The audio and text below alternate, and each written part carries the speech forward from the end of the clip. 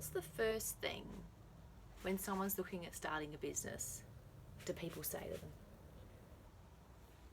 First thing that anybody will recommend is go and have a look what everyone else is doing. Go and have a look at what your competitors are doing, what your competitors are offering, how much your competitors charge. And you know what? I'm here to say this is bullshit. I feel like for me, my whole life, I have held myself back because I have compared myself to other people. I make a really specific effort not to go onto other interior decorators' websites because I can guarantee you, I go on there, it's a guaranteed, I'm going to feel like shit. Well, of course, they've got better photos than me. They've got better this than me. Oh, they offer those services better than me. Of course, they're better than me. Everyone's freaking better than me. And I just think that we're living in a world of comparison. I mean, look at this social media crap. I don't usually get into this social media stuff too much. And personally, I would be more than happy if the world just freaking got rid of social media. Full stop. But it's the way of the world, and, you know, you kind of either you get on board or you sink, I suppose. But, you know, you look at all the pressure on young people out there to compare on who's doing better in life, who's more successful, who's got more money, who's got the nicer house, who's got the better furniture, who's got the prettiest freaking kids, like whose kids are dressed the best, you know, like it's just comparison after comparison after comparison. And, you know, I can only speak from my own experiences that I've had friends say to me, oh, well, you know, when I've been to women's circles, this is what they do. Or, you know, you should go and have a look at what other people do. And this whole time I've maintained no. Because it's the one guaranteed thing that's going to happen to me is if I start comparing myself about what everybody else does, or looking or wanting to copy their ideas. This isn't about copying other people's ideas or trying to be better than anybody else or trying to be more successful than anybody else. This is about me just trying to, you know, kind of at 44, before I turn 45, pretty sure I'm not 45 yet. You know, you start to forget how old you are when you get to my age, of going, nah, no more. Enough's enough. I cannot compare myself to anybody or anything. And whatever is I don't even know what I'm going to be doing. I don't even have a big picture plan. I've just got a feeling, and I'm just rolling with it, and I'm just running with it. But I feel like if I don't do this completely authentically to myself and do what it is that I feel that I want to offer and give and bring, you know, I just want women out there to go, you know what, let's just all support each other. Let's just all have each other's backs. Look, men too. I'm not discriminating here. But let's just have each other's backs. Let's not be trying to, you know, live up to the Joneses, really. Let's just be authentic and true to ourselves. And everybody has a calling. Everybody has something different. You know, I am not intellectual. I struggled at school. I struggled with all my studies. Absorbing the information, you know, retaining information. And I bagged myself over it, and I bagged myself over everything. And I go, I'm going to be studying this feng shui. And I'm like, no, I'm not going into it going, you know, someone else is better, or I'm not going to get it, or I'm not going to understand it, or I'm not going to retain it. No more bagging myself, no more putting myself down, no more not believing in myself, no more comparing myself to others. There is no comparisons.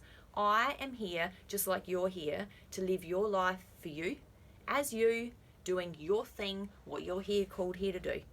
And that's going to be completely different than what mine is. And, you know, I don't choose to surround myself with people who want to criticize me or put me down or judge me.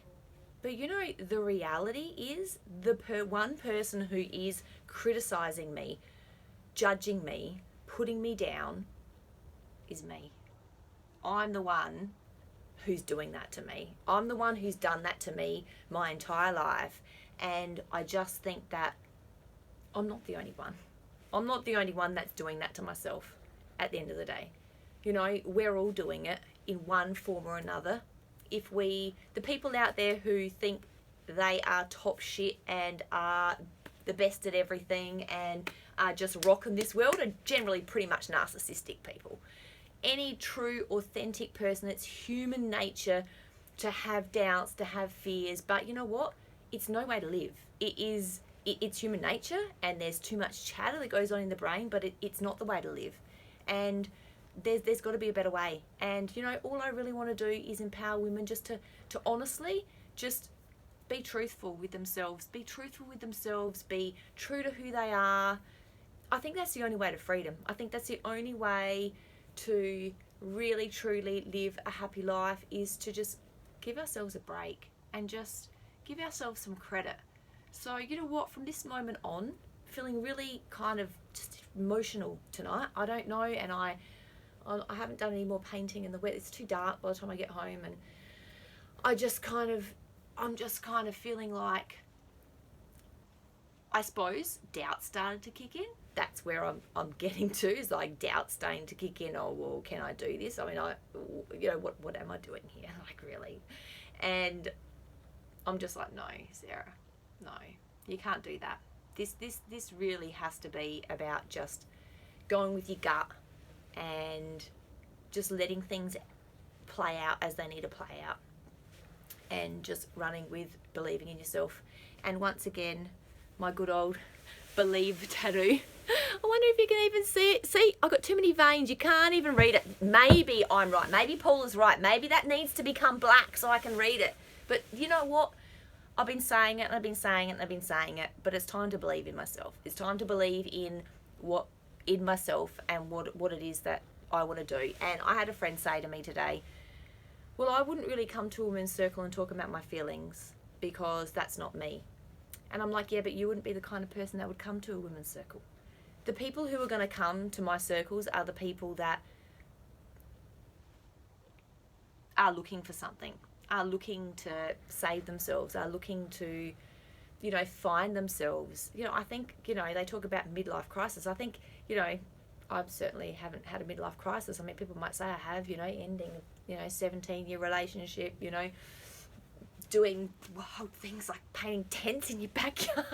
But you know what? At the end of the day, I don't think it's a midlife crisis. I think it's called a midlife, what are we going to call it? A midlife realization about being true to ourselves. So here we go. I'm here. My tent's open for anybody who wants to get real, who wants to talk real, who wants to be vulnerable, who's not...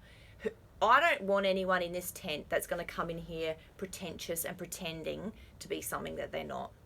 There is no judgment here. That's the whole point. There's no judgment. This is the safe space. This is meant to be a safe space for people to come. I've got so many friends going through so much shit in their lives right now, and you know, everybody needs a safe place, and not everybody has that.